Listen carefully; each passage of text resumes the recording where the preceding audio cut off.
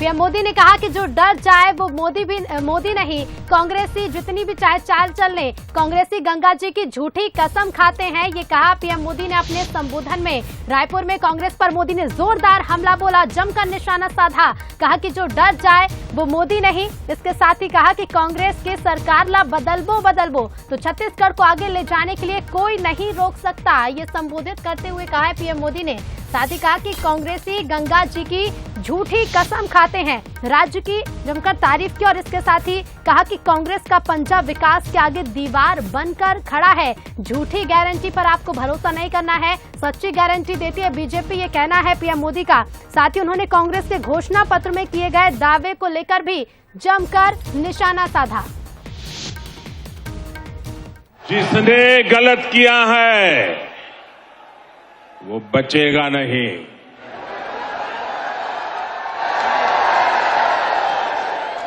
और ये कहने की हिम्मत मैं इसलिए रख रहा हूं क्योंकि मेरे पास जो कुछ भी है वो आपका दिया हुआ है, वो देश का दिया हुआ है। ये लोग मेरे पीछे पड़ेंगे, मेरी कब्र खोदने की धमकी दे देंगे, मेरे खिलाफ साजिशें रचेंगे, लेकिन उन्हें पता नहीं है जो डर जाए वो मोदी नहीं हो सकता। जिसने गलत किया।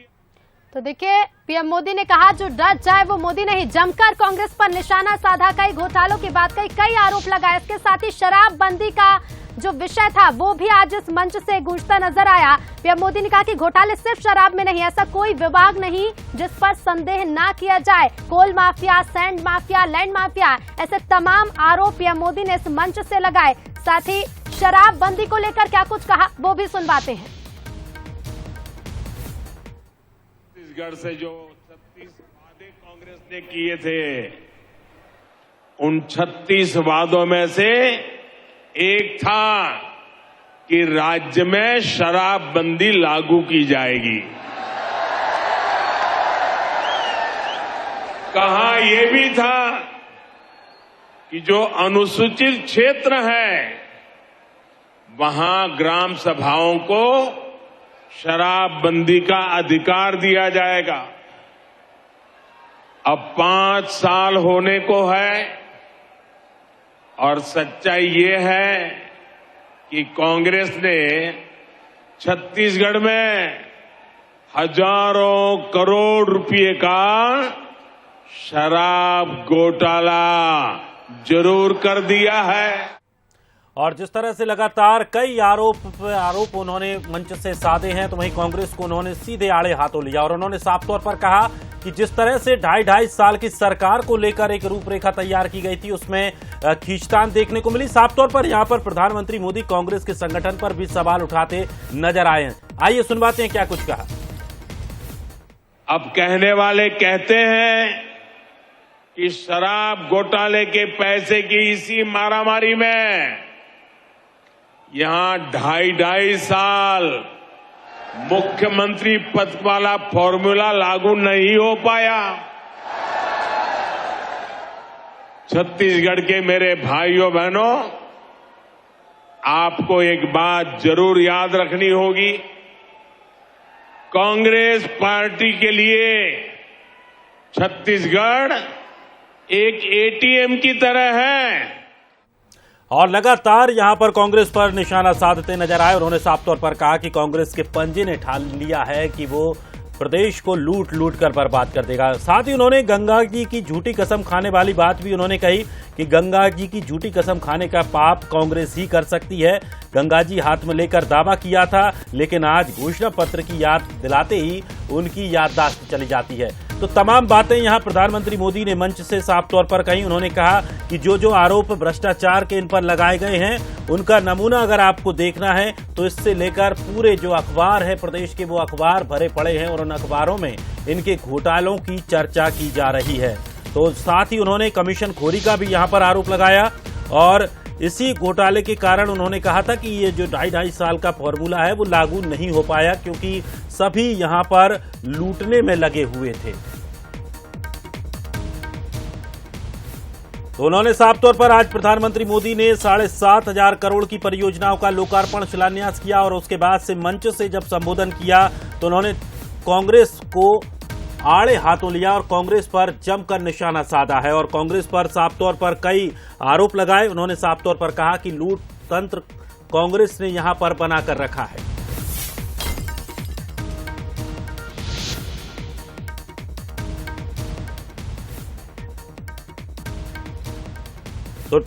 तो कई घोटालों के आरोप लगाए और साफ तौर पर जो एक मुद्दा यहां पर महत्वपूर्ण रहा कि संगठन पर किस तरह से निशाना साधा है। संगठन पर निशाना साधने के लिए उन्होंने साफ तौर पर कहा घोटाला जो चल रहा है, यहां पर जो घोटाले हो रहे हैं, उन घोटालों की वजह से ही 2.5 साल मुख्यमंत्री वाला फॉर्मूला जो है वो लागू नहीं हो पाया। एक बार और आपको सुनवाते हैं आखिर क्या कुछ कहा।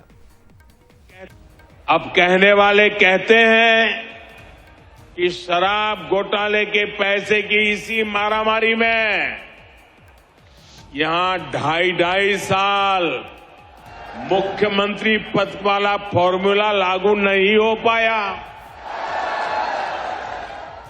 छत्तीसगढ़ के मेरे भाइयों बहनों, आपको एक बात जरूर याद रखनी होगी, कांग्रेस पार्टी के लिए छत्तीसगढ़ एक एटीएम की तरह है। और चलिए अधिक जानकारी के लिए हमारे न्यूज हेड शरद द्विवेदी जी हमारे साथ जुड़ गए हैं। शरद जी, जिस तरह से लगातार कांग्रेस सरकार पर तो आरोप लगाई, संगठन पर भी निशाना साधा और बड़ी एक शानदार तरीके से ये निशाना साधा कि पहले कहा कि घोटालों की वजह से 2.5 साल की जो सरकार का फॉर्मूला था वो भी नहीं हो पाया। मोदी जी चुनावी मोड पर हैं दिनेश, और यही वजह है कि अब वो दो भूमिकाएं उनकी अब बहुत साफ हमको दिखेंगी आने वाले 4-5 महीनों में। खासतौर से मध्य प्रदेश, छत्तीसगढ़, राजस्थान की अगर हिंदी पट्टी के इन 3 महत्वपूर्ण राज्यों की बात करें, सरकारी कार्यक्रमों में वो एक शांत और गरिमा के साथ नजर आने वाले प्रधानमंत्री नजर आएंगे। जैसे राजपुर में हमको 2 कार्यक्रमों में 2 मोदी दिखाई दिए, एक प्रधानमंत्री नरेंद्र मोदी और दूसरे भारतीय जनता पार्टी के आक्रामक और सितारा कैंपेनर नरेंद्र मोदी। और जब वो अपनी पार्टी के लिए वोट मांगने के लिए और जनता के मन पर प्रभाव डालने के लिए मंच पर आते हैं तो उनकी भूमिका एक आक्रामक नरेंद्र मोदी की होती है।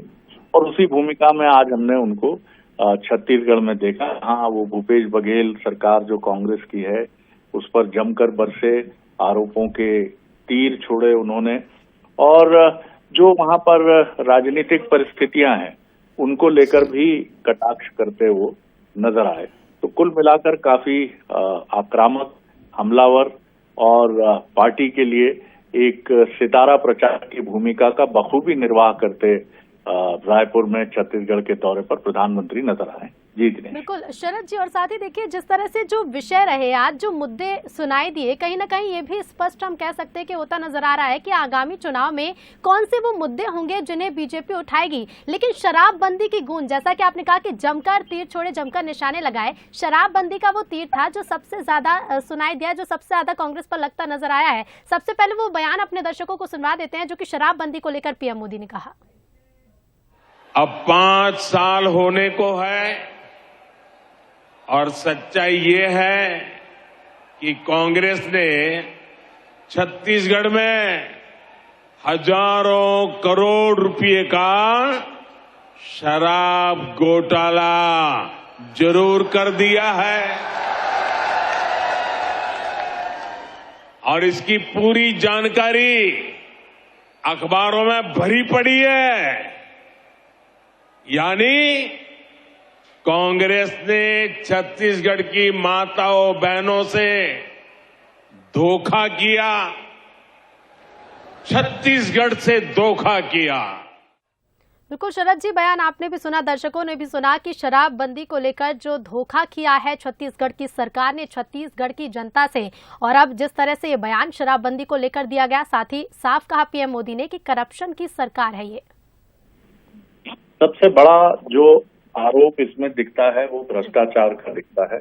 और आपको याद होगा कि कांग्रेस पर नरेंद्र मोदी भ्रष्टाचार के विषय को लेकर ही सबसे ज्यादा हमलावर हैं और सबसे आक्रामकता के साथ वो जो आरोप लगाते हैं कांग्रेस पर, वो करप्शन का आरोप है।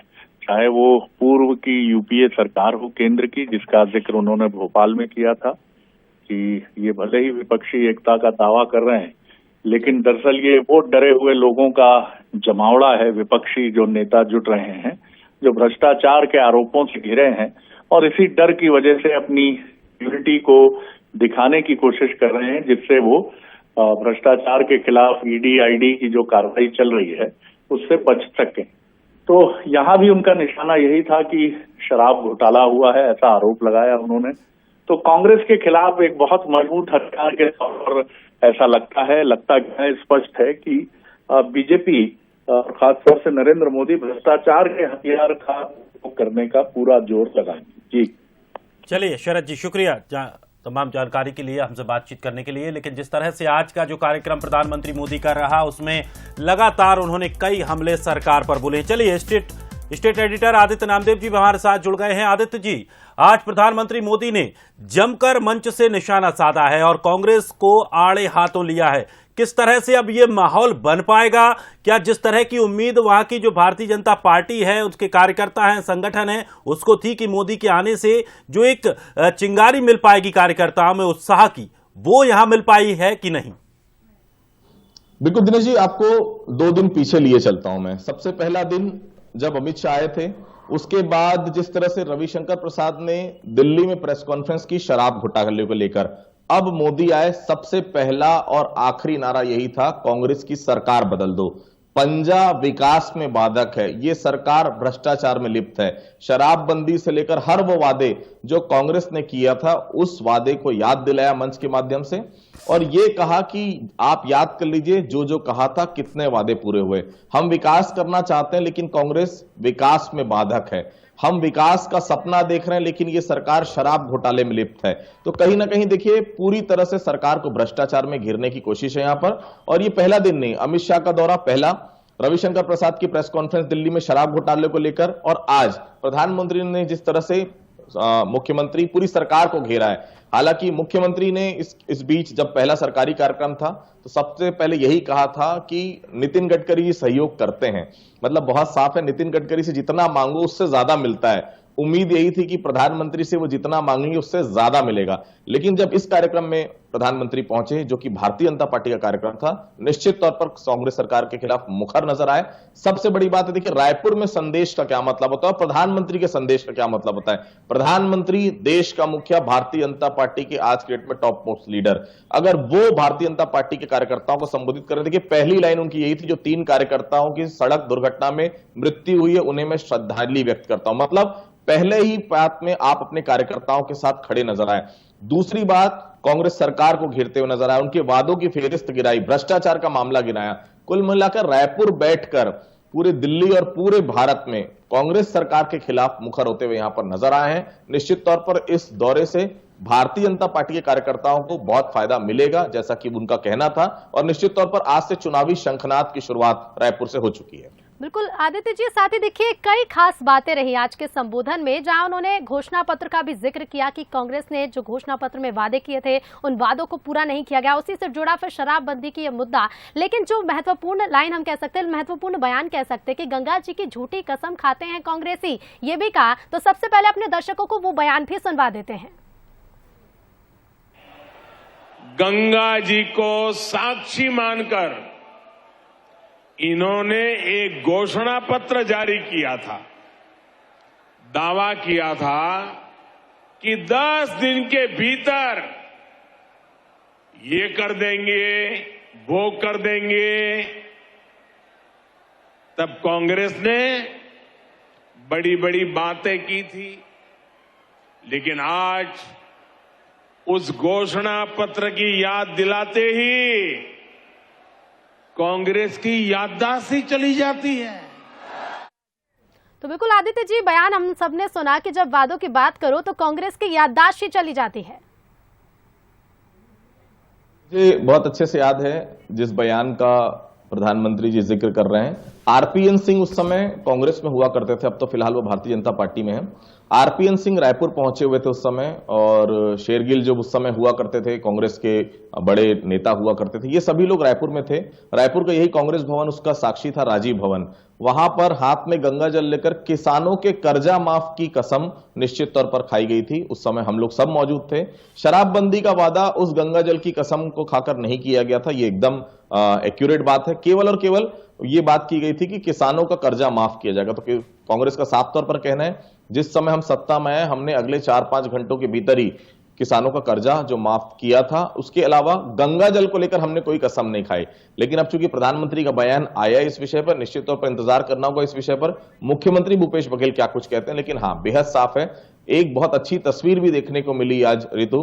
दो विपरीत धुर, अगर मैं बात करूं राजनीति के, कांग्रेस का बड़ा चेहरा, निश्चित तौर पर राष्ट्रीय राजनीति में भी बड़ी पैठ रखते हैं भूपेश बघेल, और एक भारतीय जनता पार्टी का सबसे बड़ा चेहरा, कम से कम एक बार साथ मंच पर तो आए, 4.5 साल बाद ही सही, लेकिन कम से कम ये तस्वीर जरूर साझा हुई। अब बमुश्किल से देखिए, बहुत ज्यादा समय साथ में नहीं रहे, लेकिन एक बात बहुत साफ है, जितने भी देर रहे, कम से कम विकास की बात हुई। ये अलग मंच था जहां से प्रधानमंत्री बोल रहे हैं, क्योंकि वहां पर केवल भारतीय जनता पार्टी के लोग शामिल थे। निश्चित तौर पर भारतीय जनता पार्टी के कार्यकर्ताओं को बूस्टअप करना पड़ेगा और याद भी दिलाना पड़ेगा, अगर वादे किए गए हैं तो वादे क्यों नहीं पूरे। वो निश्चित तौर पर पूछने का अधिकार भी है। कार्यकर्ता निश्चित तौर पर चार्ज हुए हैं, जैसा कि कार्यकर्ताओं से बात हुई है, अहम दौरा हो, और आज से बीजेपी आपको एग्रेसिव मोड पर नजर आएगी ऋतु, इस बारे में कोई शक नहीं। बिल्कुल आदित्य जी, एग्रेसिव मोड में नजर आएगी, और जिस तरह से चुनावी शंखनाद अब हो गया है छत्तीसगढ़ में, तो आने वाले समय में ये विषय, ये मुद्दे और भी ज्यादा गूंजते नजर आएंगे। फिलहाल शुक्रिया आपका हमसे जुड़ने के लिए और बातचीत के लिए।